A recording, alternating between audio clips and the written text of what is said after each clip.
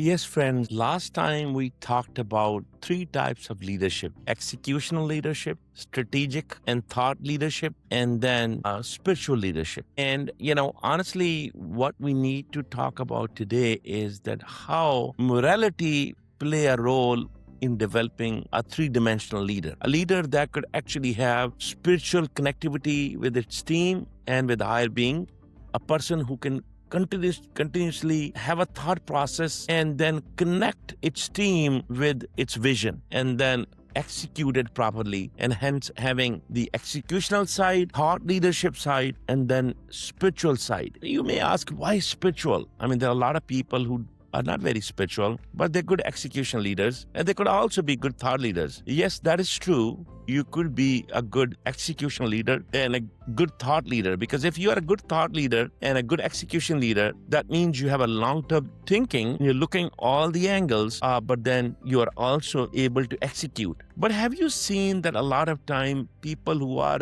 good thought leaders and execute well still miss the boat in really touching people's hearts and minds? And that is because they're missing the angle of spiritual leadership and morality. Now, take an example of today's Iran-US, I wouldn't say war, but Iran-US conflict. I mean, one of the reasons we are not able to resolve this conflict, and it really impacting billions of people on the world, not just United States and Iran, but the whole world is suffering. As a matter of fact, the rest of the world may be more suffering than us living in the United States, because we could afford things more and we may not be feeling that much impact. But honestly, those people who may not be able to afford even, 3 meals in a day, can you imagine the impact on their lives of these fluctuations and increasing costs? I mean, it is really mind-boggling when I think about people, especially people of those countries who are trying to help us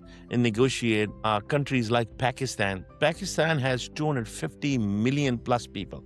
There are more than 250 million people. In the United States, we have about 350 million, or maybe a little more. Just like that, maybe Pakistan's population is getting around 300 million, and the US population may be getting around 375 million. Huge population, but the size of Pakistan is less than Texas, state of Texas. So you can imagine the area of Texas, and maybe smaller, actually much smaller than Texas, and but having a country so strategically important sitting right in the middle of, on one hand has Middle East, on one side Iran, and then Persian Gulf, and then India, and then China, and then, of course, Russia as well. So a very strategically important country that is situated very well, but has a large population. And 60+% of Pakistan's population is youth. And that youth is not really fully in alliance in harmony with the army regime. So, people are happy that Pakistan and Pakistan's army head, who's, Field Marshal Asim Munir, is trying to help a mediation between Iran and United States. Unfortunately, it's not going that well, is because, we have lost the focus on spiritual leadership, our morality. And that's the reason we do not have a good connectivity with our youth today. So we do have, execution and tactics, and maybe some thought leadership, which I don't think that this is very thoughtful, long-term thinking leadership, but we are missing big time the spiritual side of leadership, or the spiritual leadership. A leadership that is focused on morality and have some moral values and can create some trust and some long-term connectivity and dependability and trust between its people and its leadership, and then people of the whole world and the leaders of the rest of the world. Remember,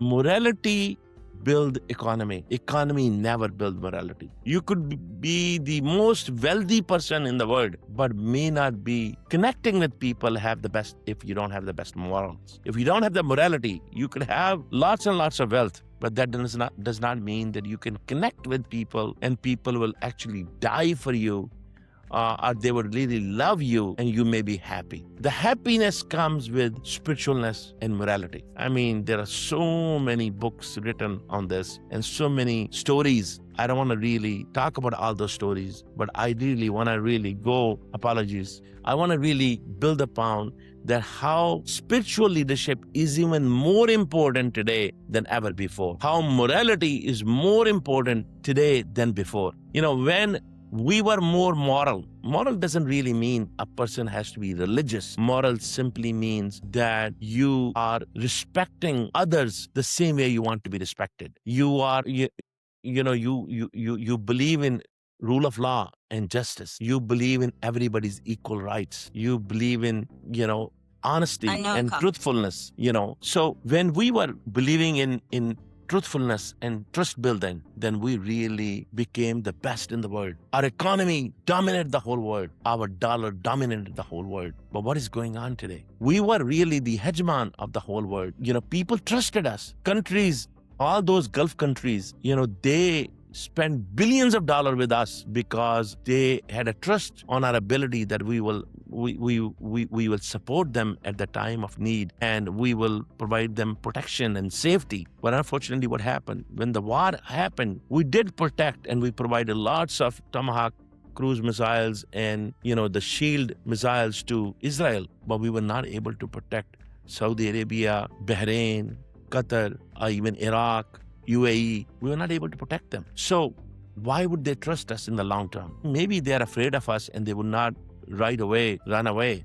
But long term, they will definitely not align with us because the long-term alignment is based on respect, trust, and, accepting the other party's value proposition from the heart, not just from the fear. We can create a fear and people may not speak their mind, but reality is that long term, we will lose that relationship. Sooner or later, that would, put us apart. Likewise, we are asking Pakistan to come help us and negotiate this deal. While they are trying to help us, we're telling them, by the way, you have to accept and sign on Abrahamic Accord. I mean, think about it. Pakistani sort of self-imposed ruler was really looking for a lot of glory in this whole thing. But what's happening is he's been asked to sign on Abrahamic Accord, which is very unpopular in the masses.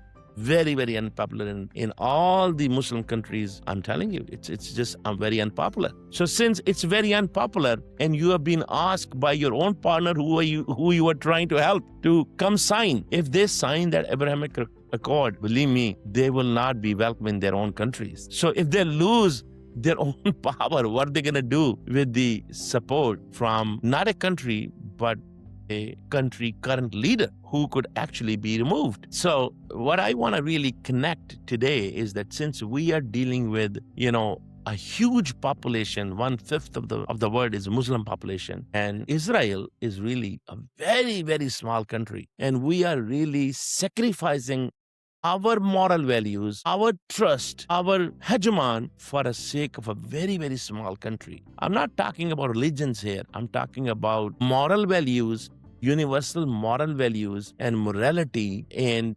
trustworthiness and being fair and justful and also being democratic.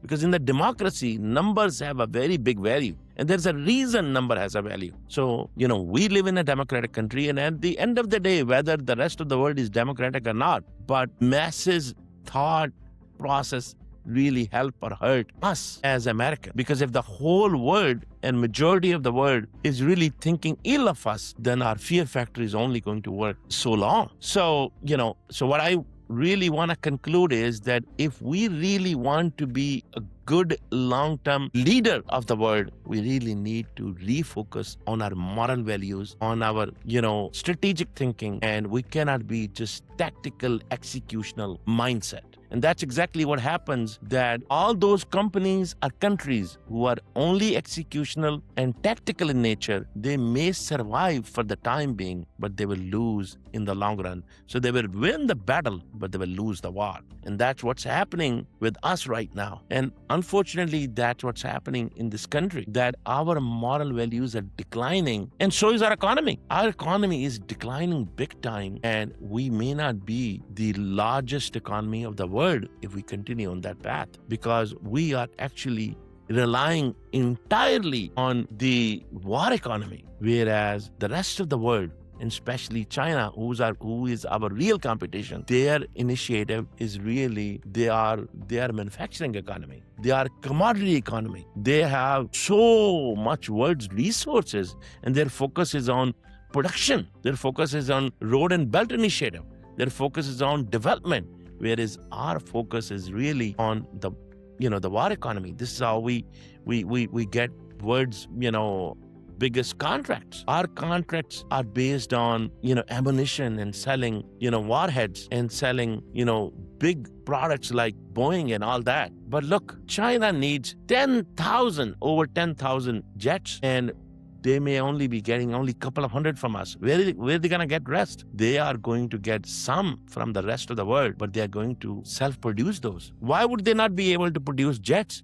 Because they are so much growing so fast in the AI and in the manufacturing and in the technology. I mean, right now, anything we have to manufacture, even Boeing or even Lockheed Martin, any of the manufacturing we have to do today, we have to get stuff from China. And I mean, China is producing the best train system. The China is producing the best cars. The China is producing the AI technology. The China is doing all those things. Why do you think they would not be able to produce their best jets? I mean, when they can make very, very cheap, jets for the war, if they can produce, JF-17 and all those, war planes, and they are 1/100th of the price of our war planes, and they are pretty good. They are competing in the world. And then why would you think that they would not be able to produce the jets? Of course they will. So if that happens, then, what's going to happen with our economy? So I think we need to refocus on morality, and I want to really connect this with one of the most important holidays in that part of the world, and also in the rest of the world, is really the Hajj. And today, which is the day before Hajj, is really the day of sacrifice. I mean, the day of Arafah, when millions of people get together and show the best unity and humility, wearing just two pieces of cloth, all in white. And, whether that is the richest of the rich or the poorest of the poor, they're all wearing the same pieces of cloth and staying in the same place under the sun, and showing the unity and humility in front of God. And the next day of Arafah is called Eid Qurban, or day of sacrifices. So what they do is really, they actually sacrifice an animal. You can sacrifice a goat, a sheep, or a cow, a camel. If you do cow or camel, that's equivalent to seven sacrifices. So people will pool money, or you could do more than one. And think about it. If we celebrate all the cultures and all the good values of the world, in United States is a global village. I mean, about 1 to 2% of Americans are Muslims, and they practice Islam, and they are sacrificing animals. If they all sacrifice animal, and each animal is about on average about 100 pounds, and if you are 1% of the population and you reach 100 people by giving them meat. And it's very, very important that we share with meat. The meat usually get into 3 portions for poor, 1 for friends, and 1 for the family. But if you reach out 100 people, and I hope we do reach out, at least all of our neighbors, no matter what their religion and color and, thought process is. If you give somebody a gift of meat, I'm sure everybody will take it. And by the way, there are countries where lots of the population only eat the meat that day in a year, because people are sacrificing animal and giving to the poor and needy and friends and family. A lot of people only eat meat, in those countries just on this day, because this is a day of sacrifice, day when people are, those who have, they will sacrifice the animal and they will give the meat to the needy ones. So over here in the United States, we may not we may not have that poor people who don't end up eating meat, but you definitely, encourage love and respect and humility and sharing and empathy if you are actually sacrificing the animal and sharing that meat with all of your neighbors and friends and family. Imagine the increase of love and affection if you're doing that. So I hope we share those values with different cultures, and we respect those values that build humility, that encourage relationship, love and respect, and most importantly, trust and morality. Because really, if the trust is built among us,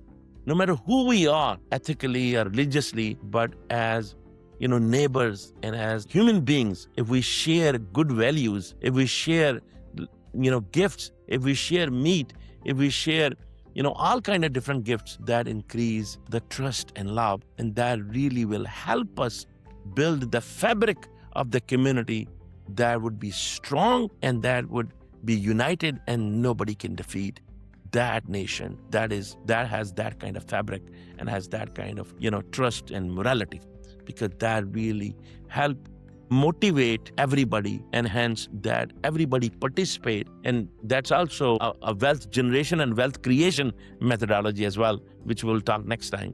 But I just want to talk today that how today morality and building trust is even far more important than it was ever before. May God help us all. May God bless you all.